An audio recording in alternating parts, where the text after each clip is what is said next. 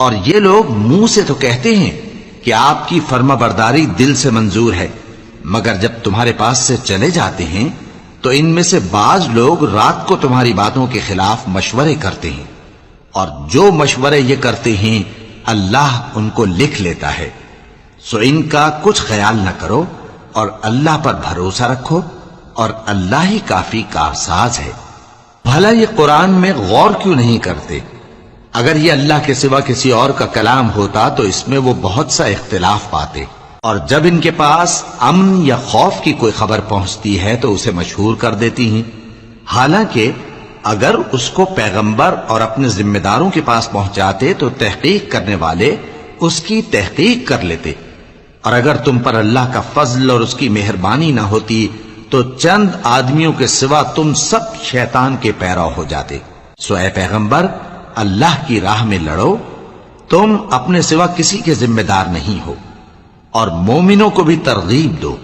قریب ہے کہ اللہ کافروں کی لڑائی کو بند کر دے، اور اللہ شدید ترین جنگ کرنے والا ہے اور سزا دینے کے لحاظ سے بھی بہت سخت ہے۔ جو شخص نیک بات کی سفارش کرے تو اس کو اس کے ثواب میں سے حصہ ملے گا، اور جو بری بات کی سفارش کرے اس کو اس کے عذاب میں سے حصہ ملے گا، اور اللہ ہر چیز پر قدرت رکھتا ہے۔ اور جب تم کو کوئی دعا دے تو جواب میں تم اس سے بہتر کلمے سے اسے دعا دو، یا انہی لفظوں سے دعا دو، بے شک اللہ ہر چیز کا حساب لینے والا ہے۔ اللہ وہ معبود برحق ہے کہ اس کے سوا کوئی عبادت کے لائق نہیں۔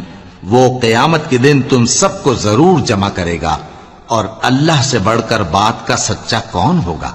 اب کیا سبب ہے کہ مسلمانوں تم منافقوں کے بارے میں دو گروہ بن گئے ہو، حالانکہ اللہ نے ان کو ان کے کرتوتوں کے سبب اوندھا کر دیا ہے؟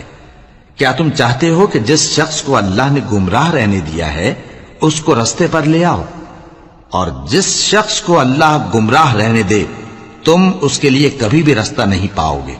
وہ تو یہ چاہتے ہیں کہ جس طرح وہ خود کافر ہیں اسی طرح تم بھی کافر ہو کر سب برابر ہو جاؤ۔